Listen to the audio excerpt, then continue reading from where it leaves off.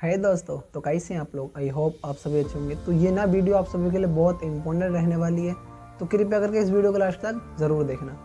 एक बार की बात है, एक शहर में 10-12 साल का लड़का अपने माता पिता के साथ रहता था। तो कई सालों बाद वह लड़का अपने दादाजी के गाँव जाता है। वहाँ जाकर वह लड़का अपने दादाजी के साथ हर समय खेलता कूदता था।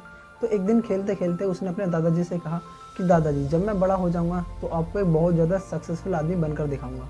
तो क्या आप मुझे कामयाब बनाने के लिए कुछ आसान से तरीके बता सकते हैं। तो उसके दादाजी मुस्कुराते हुए उसकी तरफ देखते हैं और कहते हैं हाँ बिल्कुल, क्यों नहीं। तो उसके दादाजी उसे एक पौधों की दुकान पर ले जाते हैं जहाँ पर छोटे छोटे पौधे मिलते थे। तो उसके दादाजी ने 2 छोटे छोटे पौधे खरीदे और वापस घर आ गए। उनमें से एक पौधे को गमले में लगा देते हैं और गमले को उठा करके घर के अंदर रख देते हैं और दूसरे पौधे को घर के बाहर लगा देते हैं। फिर वह अपने पोते से पूछते हैं कि तुम्हें क्या लगता है कि फ्यूचर में जाके कौन सा पौधा अच्छे से बड़ा हो पाएगा। बच्चे ने थोड़ा सोचा और अपने दादाजी से कहा कि हमने जो पौधा घर के अंदर लगाया है वह अच्छे से बड़ा हो पाएगा, क्योंकि वह घर के अंदर हर प्रॉब्लम से सेफ रहेगा। और जो पौधा हमने घर के बाहर लगाया है उससे बहुत प्रॉब्लम्स का सामना करना पड़ेगा, जैसे कि सूरज की तेज किरणें, आंधी तूफान, तेज बारिश और जानवरों से भी रिस्क है। उसके दादाजी मुस्कुराए और उससे कहा फ्यूचर में देखते हैं कि इन दोनों पौधों के साथ क्या होता है। फिर वह लड़का 4 साल बाद फिर से अपने दादाजी के गाँव जाता है। दादाजी से मिलने के बाद उससे पूछता है कि दादाजी, लास्ट टाइम मैंने आपसे कुछ पूछा था कि ज़िंदगी में सक्सेसफुल कैसे होते हैं, लेकिन आपने मुझे कुछ नहीं बताया था, लेकिन अब आपको मुझे बताना ही पड़ेगा। उसके दादाजी मुस्कुराते हुए कहते हैं कि हाँ ज़रूर, लेकिन सबसे पहले हम उन 2 पौधों को देख लेते हैं जो हमने कुछ साल पहले लगाए थे। यह कहकर उसके दादाजी उसे उसी जगह ले जाते हैं जहाँ उन्होंने घर के अंदर जो पौधा रखा था। उन्होंने देखा कि वह पौधा एक बड़ा पौधा बन चुका था। फिर वह उस जगह पर गए जहाँ उन्होंने दूसरे पौधे को बाहर लगाया था। उन्होंने देखा कि वह छोटा सा पौधा अब एक बहुत बड़ा और विशाल पेड़ बन चुका था। जो टहनियाँ थी वह बहुत ही मजबूत और लंबी थी और उसका साया पूरे ग्राउंड पर पड़ रहा था।